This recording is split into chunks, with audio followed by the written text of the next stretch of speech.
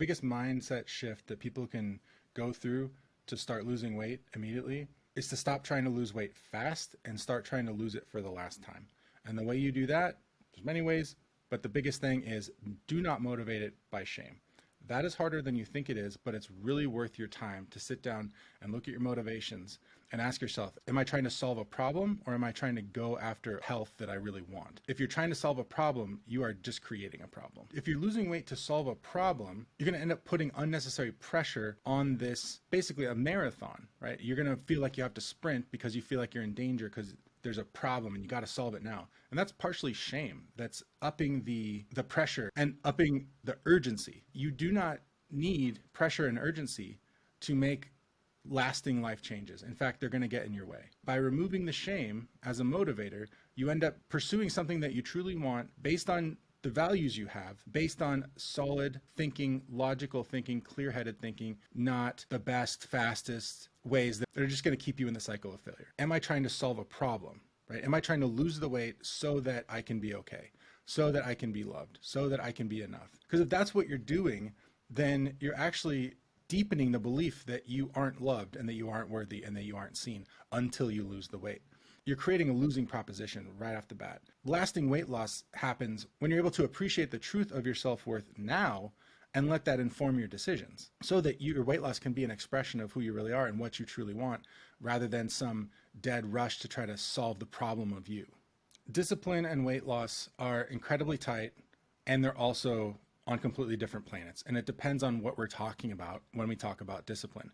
If discipline is you getting up and doing the things you love to do every day, even if one day you kind of don't feel like it, but you're committed to your values and your deepest desires, great.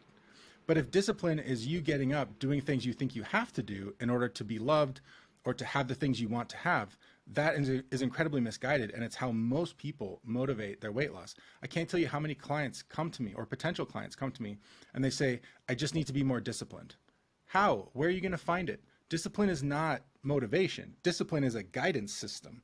Discipline tells you where to go. It does not provide you the innate motivation to go there.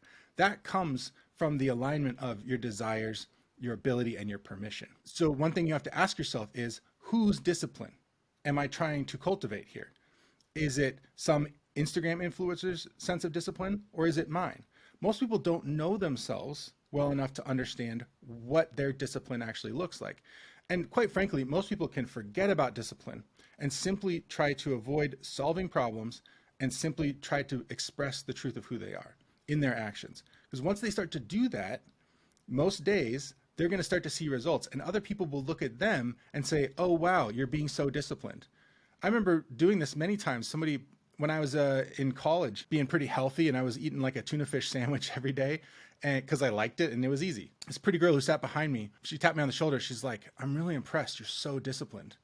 I'm like, I must be the first man in the history of the planet to impress a woman by eating a tuna fish sandwich every day.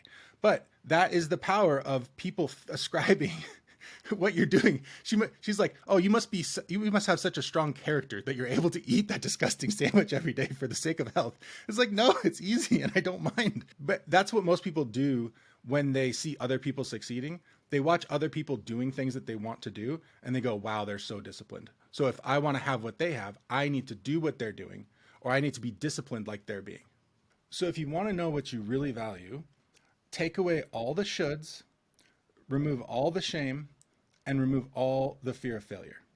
What you'll be left with is what you really like to do. One trick to get yourself into that place is ask yourself, if I won the lottery tomorrow and I was sitting on $24 million and my bills were paid, I didn't have to worry about impressing anybody because I can have all the houses and cars, whatever, all the materialistic stuff, I can have it. What then?